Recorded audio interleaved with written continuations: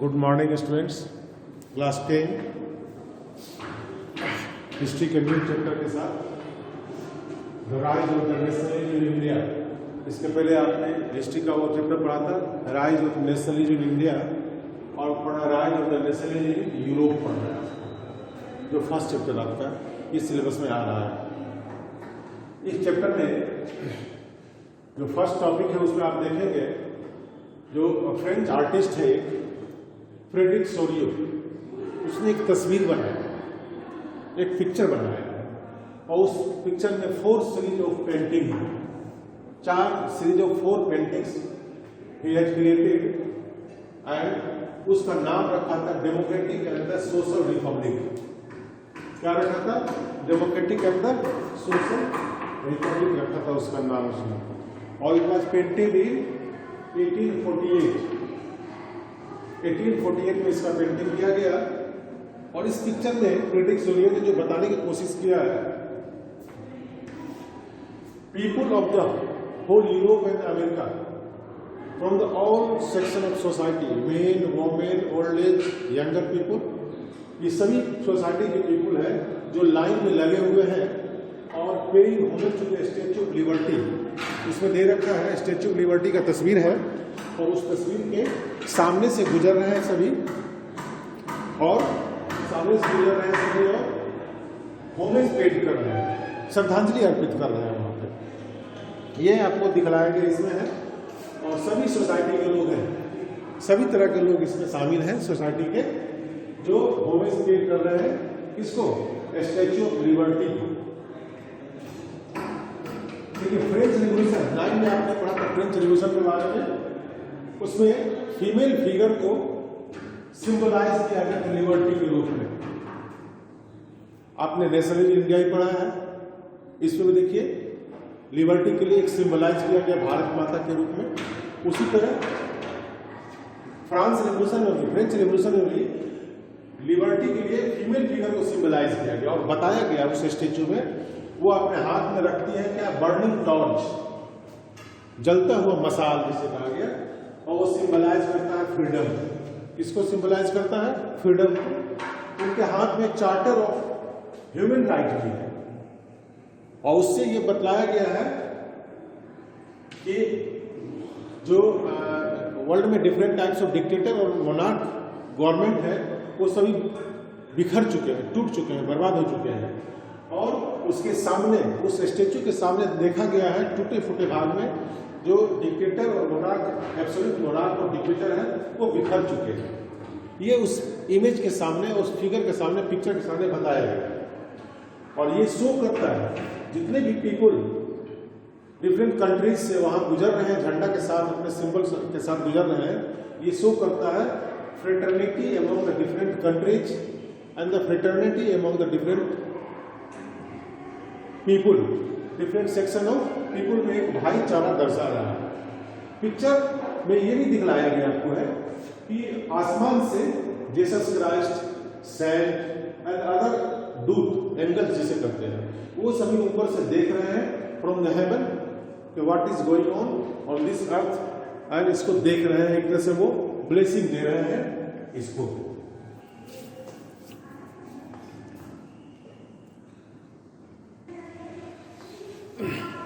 इस चैप्टर में आगे फ्रेडरिक सोरियो ने कुछ इशूज उठाए, विजुअलाइज किए, या इशूज थ्रू द पिक्चर सामने लाने की कोशिश किया उन्होंने। बाय पिक्चर के थ्रू उन्होंने जो पिक्चर बनाया उससे कई इशूज को सामने लाने की कोशिश किया in front of the people of the world. पहला है nationalist concept in the contemporary time. उस समय दुनिया में के डिफरेंट कंट्रीज में कॉमन पीपुल के दिलों में जो नेशनलिस्ट का सेंटिमेंट डेवलप हो रहा था उसको लाने की कोशिश किया इस पिक्चर के थ्रू उन्होंने। इमर्जेंस ऑफ द नेशनलिज्म, ये भी दिख रहा है कि धीरे धीरे राष्ट्रवाद का डेवलपमेंट हो रहा है, लोगों में नेशनलिज्म का डेवलपमेंट हो रहा है। Emergence of modern nation state, यही बतलाया है कि धीरे धीरे जितने भी डायनेस्टिक रूल्स थे सभी वो समाप्त हो रहे हैं और न्यू मॉडर्न स्टेट का फॉर्मेशन हो रहा है। उन्होंने दिखलाया कि dismantle of the dynastic rules empire in Europe, ये भी दिखलाया कि पूरे यूरोप में जो डायनेस्टिक रूल्स है किंगशिप है, मोनार्क है, वो धीरे धीरे खत्म हो रहा है। और उन्होंने ये भी दिखाने की कोशिश किया कि इतने जो कंट्रीज हैं, इस सभी कंट्रीज में कुछ खास कॉमनली नेशनल स्टेट है, कुछ खास समानताएं हैं नेशनल स्टेट्स में। वो क्या है? सभी में सेंट्रल पावर, सभी के पास लार्ज आर्मी और सभी की सोवरेंटी मीन्स पावर, शक्ति, सार्वभौमिकता जो उसको वो यूज करता है। ये सभी चीज दिखलाने की कोशिश किया गया है। और ये भी दिखलाने की कोशिश की गई है कि यूरोप में अब पीपुल डायनेस्टी रूल को अपोज कर रहे हैं और फ्रीडम को लाइक कर रहे हैं। वो चाह रहे हैं कि जितने भी कंट्रीज हैं वो एक तरह से नेशन स्टेट में कन्वर्ट हो, वहाँ फ्रीडम हो और इक्वलिटी हो। ठीक है।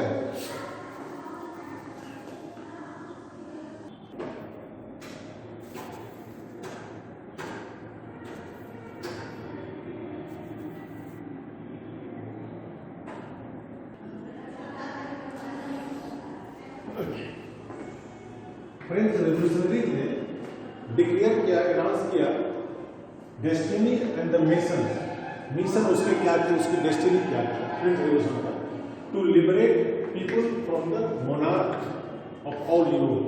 पूरे यूरोप में मोनार्क को खत्म करना, ये जो फ्रेंच रेवोल्यूशनरीज थे उनका मेन मकसद था। उनको उन्होंने ट्राई भी किया, उन्होंने घोषणा किया और यूरोप में इससे मोटिवेट होकर के और यूरोप में जैकोबिन क्लब का फाउंडेशन किया गया। फ्रेंच रेवोल्यूशन से मोटिवेट होकर के और फ्रेंच रेवोल्यूशन में जो उसकी डेस्टिनी थे, इस बेस पे होल यूरोप में जैकोबिन क्लब का फाउंडेशन किया। जैसा कि आप जानते हैं, पिछले क्लास में आपने पढ़ा, अंडर द जैकोबिन क्लब जो इसके लीडर थे मैक्सवेल रॉबर्ट्सपियर, उसने मोनार्की को एबॉलिश किया। वहाँ के लुइस 16 जो किंग थे उनको पनिश किया गया, उनको गुलेटिन कर दिया गया। तो जैकोबिन क्लब का फाउंडेशन होगा। मेन एंड वोमेन ने ही जैकोबिन क्लब का फाउंडेशन किया। जैकोबिन क्लब में सभी लोग गैदर होते थे और मीटिंग होती थी वहाँ, और फर्दर रिवोल्यूशनरीज के प्लान किए जाते थे।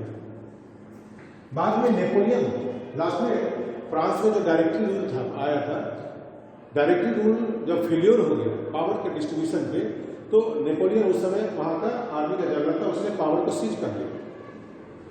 पावर को सीज किया किस कारण से? तो डायरेक्टरी रूल वहाँ पे वीक हो गया, कमजोर हो गया। जो 5 मेंबर ऑफ डायरेक्टर्स थे, they were struggling for the power use. तो जिसके कारण नेपोलियन को मौका मिल गया और उसने पावर को सीज कर दिया। जब नेपोलियन वहाँ का था, उसने रीइंस्टेटेड फ्रांस पावरफुल नेशन, उसने इसको पावरफुल कंट्री बनाने की कोशिश की। उसने ट्राई किया कि होल यूरोप को जीता जाए और एक प्रकार से उसके आर्मी वॉरियर ग्रुप पे नेबरिंग कंट्रीज को मिलाना शुरू कर दिया, मर्ज करना शुरू कर दिया फ्रांस में।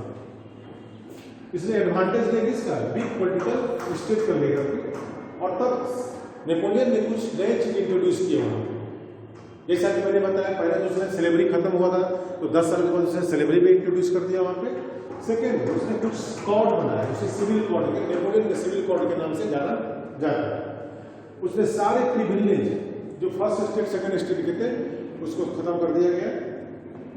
Done away, everyone treated equally, देश में सभी को इक्वल ट्रीटमेंट मिला। जैसा कि पहले डायरेक्ट रूल में क्या था, फर्स्ट स्टेट सेकंड स्टेट को प्रिविलेज मिला हुआ था, नॉट टू पे द टैक्स बाय बर्थ। जन्म से उसको प्रिविलेज मिला हुआ था, विशेषाधिकार मिला हुआ था, उसको खत्म कर दिया गया। Right to protect the property, हर व्यक्ति को राइट दिया गया अपने प्रॉपर्टी को प्रोटेक्ट कर सकता है, उसको इंक्रीज कर सकता है।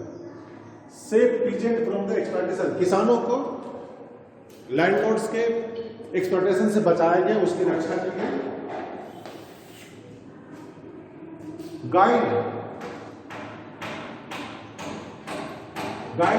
जो ट्रेडर्स ग्रुप थे उनको रेस्ट्रिक्शन, उसमें जो रेस्ट्रिक्शन थे उसको हटाया गया। ट्रेडर्स ग्रुप में जो रेस्ट्रिक्शन थे उसको हटाया गया। कॉमन नेशनल करेंसी बनाया गया, होल कंट्री का एक ही करेंसी बनाया। और उसने ये भी तय किया कि जो स्टैंडर्ड वेट था, मेजरमेंट का जो वेट सिस्टम था वो डिफरेंट था यूरोप में और फ्रांस में, उसको उसने एक बनाने की कोशिश किया पूरे कंट्री में, उसने यूनाइट करने की कोशिश की। हालांकि शुरुआती दौर में नेपोलियन को बहुत प्रशंसा भी मिला, लेकिन बाद में उसके जो आर्मी थी वह एक तरह से इन्वेडर आर्मी में कन्वर्ट हो गया। इन्वेडर आर्मी में कन्वर्ट किए जाने लगे और पीपुल स्टार्टेड डेजर्टिंग नेपोलियन। उसके कई रीजन थे। नेपोलियन का अपोज करना स्टार्ट कर दिया। उसमें था increment in the taxation of the compensate for the weapons expense. जो भी उसके एक्सपेंस थे उसके लिए उन्होंने क्या कर दिया, टैक्स लगाना शुरू कर दिया लोगों पे। एक्सपेंशन वार पे या फिर बैटल में जो एक्सपेंसेस हो रहे थे उसको मेंटेन करने में उसने जनता पे टैक्स लगाना शुरू कर दिया। And promote the private sector administration increasing in interference in the private sector को इंटरफेरेंस दे दिया उसने। तो इस कारण से नेपोलियन का बाद में क्रिटिसाइज होने लगा और लास्टली उसे, ठीक है। तो ये आपका खेल का हिस्ट्री का जो फर्स्ट चैप्टर था नेशनलिज्म इन यूरोप का ये रहा। Thank you.